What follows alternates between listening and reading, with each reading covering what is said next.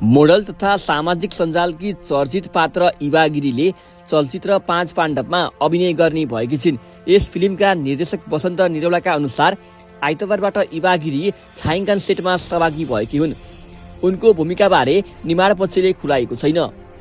Multi starrer यस फिल्मको छायाङ्कन चैत 2 गतेदेखि झापाबाट सुरु भएको हो।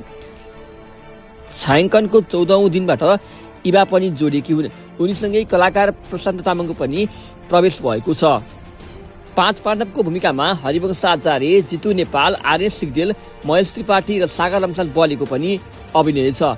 यी 5 पात्रलाई केन्द्रमा राखेर बुनिएको कथामा महिला मुख्य पात्रका रूपमा दिपाश्री निरौला